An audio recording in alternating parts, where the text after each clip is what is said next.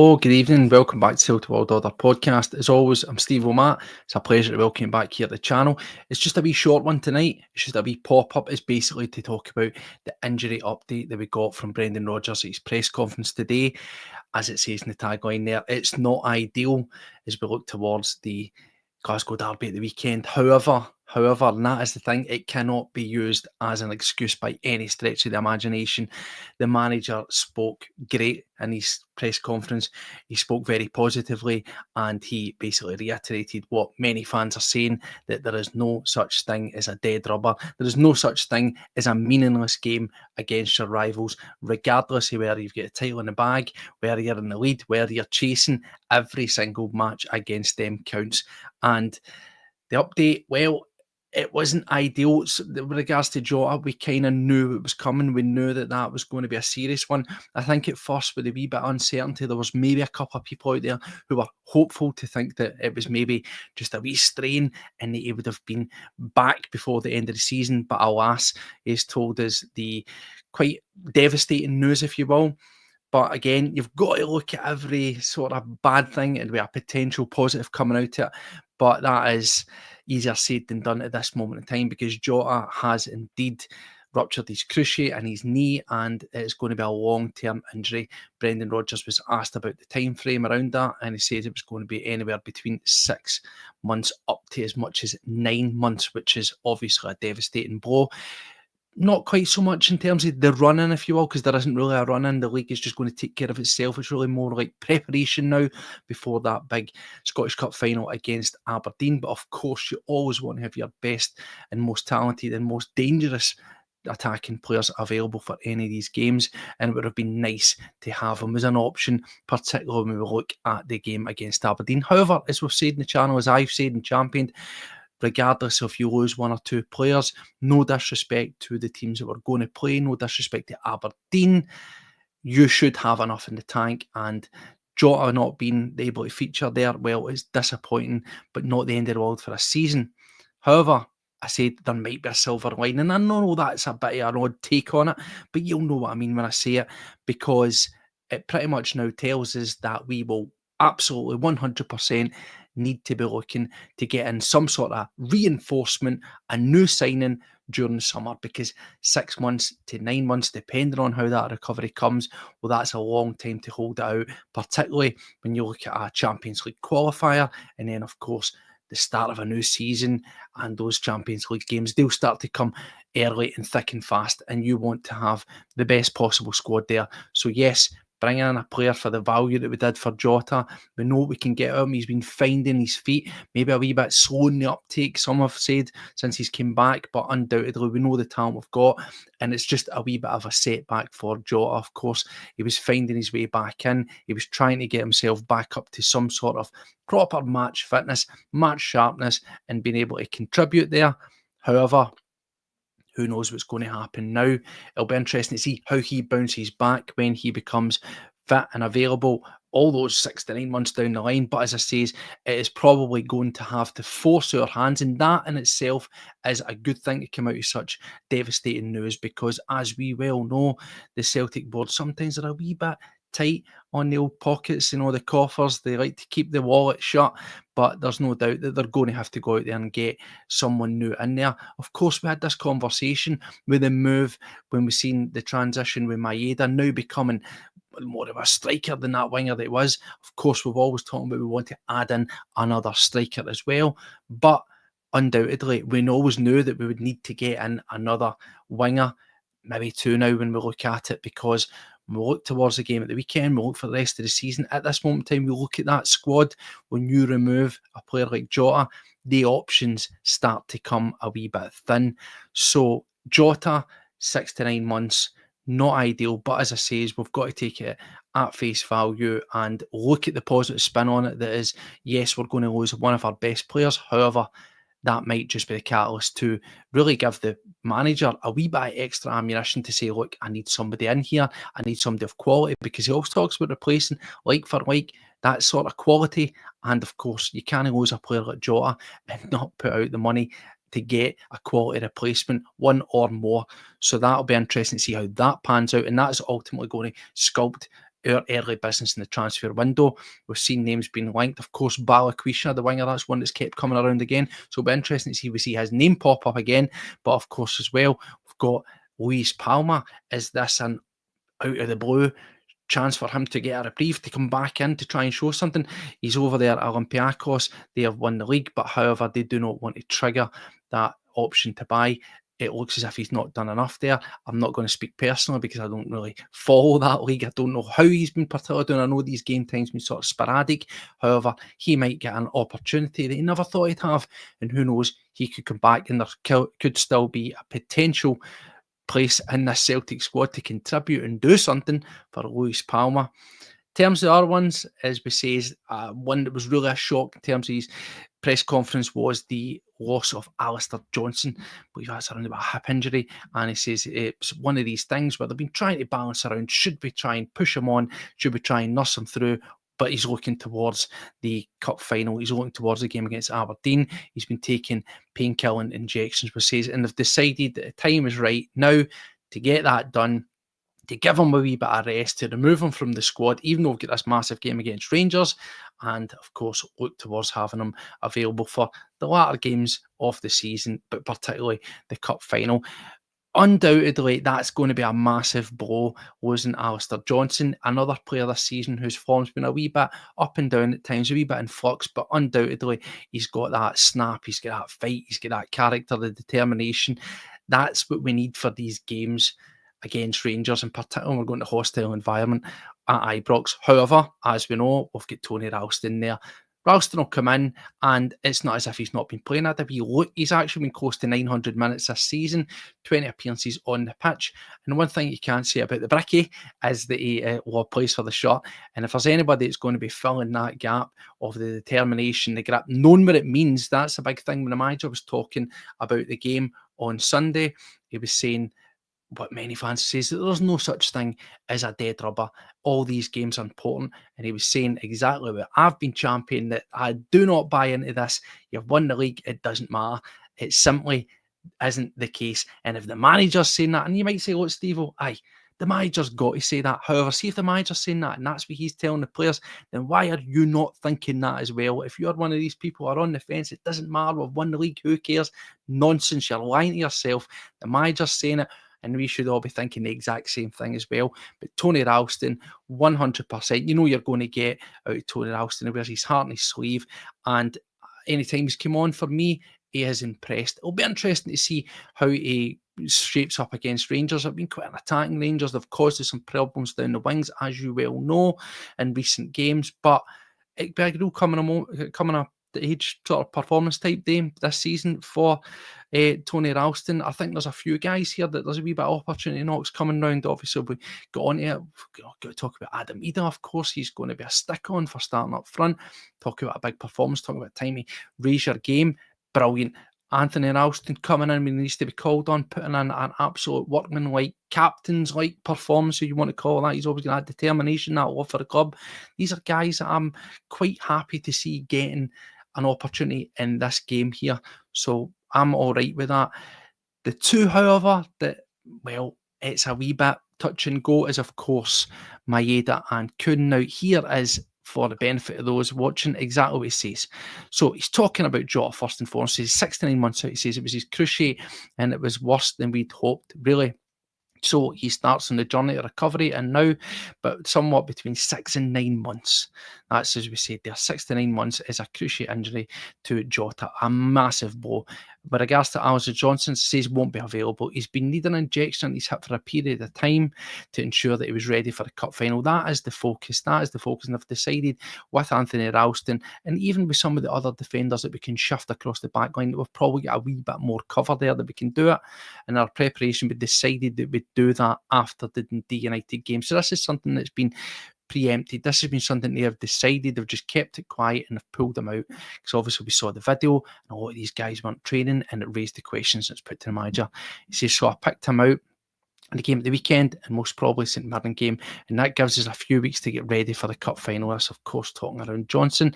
Regarding Dane Murray, he's also done an injury with his knee, and he'll be out for the rest of the season, but then be ready for pre-season. No disrespect to Dane Murray, I don't think if I was going to be throwing someone into the game against Rangers, Dane wouldn't be my pick. I'm more happy for guys like Ralston to come in and do the covering there. He also mentions Yang. He's been out for a while. That wee purple patch he came through. He was doing really, really well, but he says he's back in training with the squad, so they'll give him another day or two. That's going to be a touch and go, assess it, chew on the fat, see how it looks, and see if he's going to be available. Now, the bottom one here, this is the one that has kind of raised the eyebrows. It's got to be worries. Daisen Maeda not training, but he is said categorically he should be fine, but take that as you find it. And Nicholas was also out. We're assessing him. Is he had a slight injury with the knee, but he should be okay. We've had a scan on that, and it's just a little bit of bruising, but he should be okay. Of course, out of all those names that are out there, the certain one that you do not want to see removed from the squad come Sunday is Daisen Maeda. He is literally transformed himself. He's transformed our season in terms of whenever Kyogo went and we're looking around, are we going to get a replacement? We didn't get that replacement. Adam Ida, despite some of the criticisms from the quarters of the fans, including ourselves here on Celtic World Order, when you look at his goals to time on the pitch ratio, it's actually very good. And he seems to have kicked on recently, getting a couple of goals under his belt, looking a bit more involved in the play, looking more at the part of what we saw at the tail end of last season that made us all call for his big signing and getting him signed eventually for £9 million. Now, the manager was championing Ida as well and saying that he likes what he sees, that he's got that focal point, that he seems to be now finding his feet and that he can only get better. Of course, he also, as I just said there, mentioned about his goals to time on the pitch ratio and sang his praise. He said that he was very, very happy with the development of it. But he also did turn around and says, people talk about finding the space, moving into space, occupying people, contributing a lot when you are not scoring goals. However, I still expect you to score goals. So it's not just me that's sitting here and saying I want more for Adam Ida. The manager is saying that as well. But again, in that around about the 20 goals a season as a Celtic player, well, most strikers, if you said that, you would be happy. But I think for me and for some others, the one thing about Adam Ida that they weren't so happy or bowled over by that goal return is that the goals were coming, but they were usually goal number 3 and a sort of 4-goal route or something like that. Definitive goals that have really changed games have been few and far in between for the big man, but Sunday is indeed an opportunity for him to go out there and do that. In terms of Nicholas Kuhn, again, we'll need to see how that one goes, but you've got to hope that he is going to be fit. Another guy that says this could be a sort of coming of age or rising to the front moment, because one thing that Nicholas Kuhn has done throughout the course of his time at Celtic, particularly this season, he's never really had that proper step-up moment against Rangers where he has laid them to the sword, because we have seen it against far better teams. We've seen some phenomenal performances from him, but he's just seemed to have fallen a wee bit flat in the games against Rangers. Obviously, if he's got a knee injury, it's not ideal. Of course, it's a sort of high impact area. If you're running about, it's particularly the intensity that we play at, particularly as a winger when you're twisting, turning, changing directions. So I think they're doing the right thing here by leaving these guys out. If there's any wee sort of niggles, giving them that extra day off to recuperate, do a wee bit of sort of recovery work rather than out on the grass, and then maybe having a light session tomorrow, I think that should set them in good stead. But certainly, again, another guy that we need to be seeing and hoping that we can have on the team sheet come at the weekend. Of course, I know it's going to change things, isn't it? Because the lineup was taking care of itself, but obviously now it looks as if we're going to have, well, not looks as if we're definitely going to be having Tony Ralston in at right back. I think for me, looking at the game, listening to what the manager says about knowing what it means to play in these games, having the mentality. I know we don't buy into it too much, but that playing for the badge, one of our own type of thing, I think you've got to go with Greg Taylor. I would maintain Greg Taylor at left back. I would also partner it up with Carter Vickers and Scales. They two coming back into the squad recently, for me, have converted the way that we've been working. It just looks like a far more assured back line when you've got Scales, Taylor and Carter Vickers together. Of course, Ralston will be the wee change in the mix, and it should have been, and you would have rather preferred it have been Alistair Johnson, but that's not going to happen. And I know Scales, Taylor, They're not the most fashionable names. They're not big international expensive players, and sometimes they get a wee bit of a hard time for it. But one thing you can't say is that they don't give it their all. They don't play for the jersey, and that they don't know what it's all about. They absolutely do. And when the manager was calling for that, that's the kind of guys that you need to have in there. Again, that'll throw up as well with Kieran Tierney coming back. I think the more we're playing Greg Taylor, the more it looks as if he's going to be staying about, and it puts a big spanner in the works in terms of your Jeffrey Schlupp, the less seen Jeffrey Schlupp. And after back the last time that we played Rangers, that was almost all she wrote for Jeffrey Schlupp. I think he's more than likely now going to move on, which is something I never thought I'd say. But when we look at the midfield, again, we speak about guys that need to step up to the plate. Maeda, he's going to be playing, hopefully, well, put your money on it, I would say he's going to be playing back to that traditional on the left wing there. In terms of the midfield three, I think we've got to go with what's been working for us. Cal McGregor as the metronome, having him back in there, driving the play, fantastic. That is going to be writes itself. However, is it going to be Hatate? Is it going to be Engels? For me, yes, absolutely. And again, looking for a big performance, particularly out of Arne Engels. He's been a fantastic player, up and down at times, come in for a wee bit of criticism, finds himself in for that Young Player of the Year award. And for me, I think it's got to be a stick on, because when you look at some of the performances he's put in this season, and particularly playing at the level at the Champions League and doing by large very well in there as well, albeit still finding his feet at such a young age, got to be a stick on for that. Hatate, a real return to form. We've been singing his praises on the channel here as well. And again, he's been someone in the past who's put in fantastic performances against Rangers. He looks like he's got a bit between his teeth and he needs to go. I think the only position that maybe is still up for debate is this Nicholas Kuhn situation. If he is still recovering, not 100%, do you start him? For me, no, I would bring in James Forrest. Forrest is quite versatile, as we know. We can play him the left, we can play him the right. And again, he'd say it, you'll be fed up with the phrase by now. A guy that really is looking to be turning up and do a big performance against Rangers. Well, look no further than James Forrest, because he has come back and he is looking fit and firing, and he is a guy who 100% knows what this match means. So I would be chucking in James Forrest. That would be my wee curveball, resting off Kuhn. And I think as much as Kuhn has been coming back and had a fantastic last outing, yes, he can be up and down here. However, you've got to look at protecting the assets. It's not a dead rubber, as we say. You want to have your best on the pitch. However, I would rather play a James Forrest who I know is fit, ready to go, and you know what you're going to get out of, and then given a sort of shorter period of time to Kuhn if you need to do it.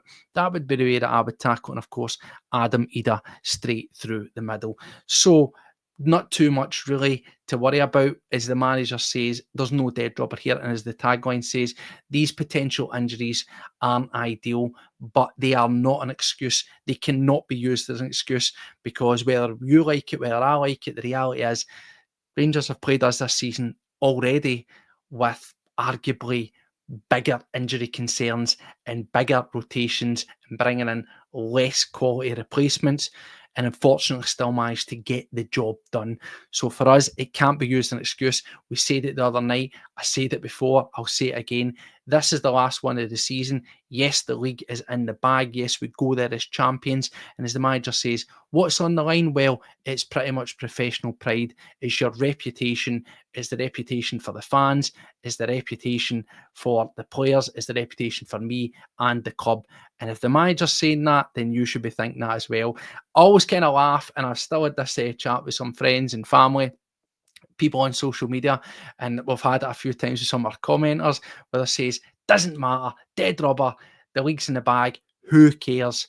Well, let me just flip that on to you this way. It's easy to say that, and if you think that way, then great, fantastic, and I wish I could feel that way, but I can't. I just simply can't. I want to win absolutely every single one of these games. I don't care how we win it. Yes, I'd absolutely love to go and bury them and give them a right hiding, but I will take any win. And I think in the way that our season's been, the last 3 games where we've conceded 3 goals, in each of these games we find ourselves in the worst off of the goals to goal scored ratio and also in terms of the results, this game feels massive to me. This is a cup final. This is one for us that we really need to go in there, put in a full performance that we have not done. We need to start hot. We need to start right on the front foot. We need to pin them back, because even though we've been putting in some really good solid performances and the goals have been flowing, our recent games, even that first 10, 15, 20 minutes at times, it's been a wee bit laboured and we've had to work our way into the game. As we've seen before, you will not get that chance at Ibrox. It's just not going to happen. It's going to be a cauldron, cliche or not, it will be, and they'll come at us heavy. And also, when we look at the problems that we had for the last game, those set pieces, they'll be looking to try and get early corners, early throw-ins, any opportunity to launch the ball into our box, and that's what we've got to do. Ride the lightning for the first 15 to 20 minutes, get a foothold on it, and then ramp up the style, ramp up the tempo, and play our game. And I genuinely believe if we can do that we can go and win. However, my confidence levels aren't like they had been before. I have been bit twice in the last two where I thought we were going to go out, and I said, what was the line I say all the time? I think that we've got better players by far, and if we turn up and play our game, nobody will deal with it. And I also went as far as to say I think it will be embarrassing if we can't beat this Rangers team, because they are absolutely rotten. I haven't changed my opinion on that. As I says, I watch all Scottish football. I even watch Rangers when they're on, because I like to see what we're up against, and I do not rate them. I do not see anything in that Rangers team that we should be worried about. We've played against a Barry side now. We've played against this side multiple times this season. We really know what they're going to do. It's up for us to change things around, and I think that maybe these forced changes might just help us out, particularly the Tony Ralston one, particularly that's not a change, but the reintroduction of Scales and Taylor. I think these are massive things. These are characters and wee tiny things that we sort of take for granted, is that mentality and that playing for the short part. That's something that I think will make a massive difference. We need to get down and dirty, get our hands dirty and get in about it. We're going to have to work hard, but I'm fully confident if we do turn it on, that we'll be able to get this one over the line. Looking at the bench, this is the only thing that I have a slight concern still about, is we don't have mass amounts of game changers on our bench. You're looking there, if you start if you start Forrest, you've got Kuhn on the bench, or vice versa. Maybe Yang will be back, as the manager said, potentially. However, after so long out, it's a massive ask to throw him into. So you're probably not even going to bring him on till the absolute dying moments, now the last 20 minutes, or, God forbid, if you are absolutely desperate and you have to chuck somebody on through injury. But then you look at it, Bernardo, McCowan, Schlupp, Kenny, what are those players? Who's really there going to go on and change the game and massively make a difference? Again, a time to step up. Look, McCowan, he could be that guy. Yes, he's played out in the wing as well for Dundee, and Dundee. So there is the options there if we got the desperation stations that you could maybe try something like that. Bernardo's the only one guy that I really, really look at that I would hang my hat on to say he can come on. But even then, you're looking for him to sort of show things up, really tighten things up. Hopefully, if you've got a lead and help you defend that. But as we've seen in the cup finals as well, he's not shy of taking the bull by the horns and doing a marauding run and trying to work his way forward.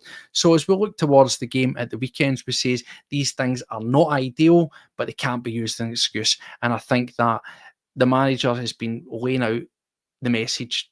We've got to go out. We've got to put in a performance. We owe it to ourselves. They owe it to us as fans. And it's time to turn it up. So that was it. Just a wee update on the injury situation.